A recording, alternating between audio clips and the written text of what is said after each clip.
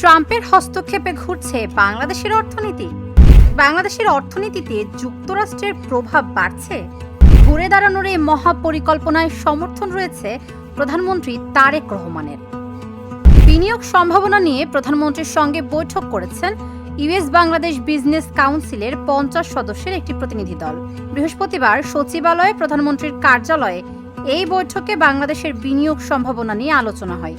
বৈঠকে যে 25টি কোম্পানির প্রতিনিধিরা অংশ নেন সেসব কোম্পানি বাংলাদেশের শীর্ষ বিনিয়োগকারী।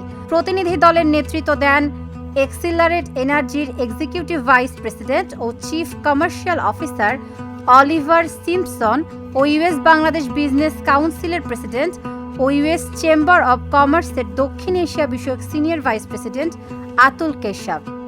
Member of the U.S. Chamber of Commerce, I would tell you that we received a very, very positive message from the government about social upliftment, about social welfare, about employment and jobs, taking care of the macroeconomic indicators.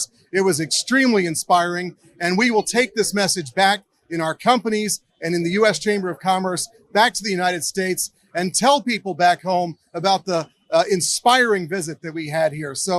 বৈঠক শেষে প্রধানমন্ত্রীর উপদেষ্টা ও প্রধানমন্ত্রীর কার্যালয়ের মুখপাত্র মাহাদি আমিন বলেন, 2034 সালের মধ্যে বাংলাদেশ $1 ট্রিলিয়ন অর্থনীতির দেশ হতে চায়। এজন্য বেসরকারি খাতের প্রতিষ্ঠানগুলো বিনিয়োগ ও কারিগরি জ্ঞানের মাধ্যমে সহায়ক ভূমিকা পালন করতে পারে। বাংলাদেশে কিভাবে বিনিয়োগ বাড়ানো যায় তা নিয়ে বৈঠকে আলোচনা হয়েছে। এখানে কিভাবে বাংলাদেশের বিনিয়োগ আরো বাড়ানো যায়, ব্যবসা বাণিজ্য সম্প্রসারণ করা যায়, অর্থনৈতিক অগ্রযাত্রা বাংলাদেশ যুক্তরাষ্ট্রের সম্পর্ক আরো স্থিতিশীল এবং আরো দীর্ঘায়িত করা যায়, কিভাবে বাংলাদেশে কর্মসংস্থান তৈরি করা যায় এবং সরকারের বিভিন্ন ম্যানিফেস্টো যে পলিসিগুলো রয়েছে এগুলো বাস্তবায়নে আমেরিকার প্রাইভেট সেক্টর থেকে কিভাবে ভূমিকা রাখা যায় এগুলো নিয়ে বিস্তারিত আলোচনা করেছে। আমেরিকা বাংলাদেশের এই বৈঠক দেশের অর্থনীতির জন্য বড় বার্তা, ভবিষ্যতে বাংলাদেশের ঘুরে দাঁড়ানোর ইঙ্গিত। তাবাসসুম সেজুথি, ঢাকা জার্নাল।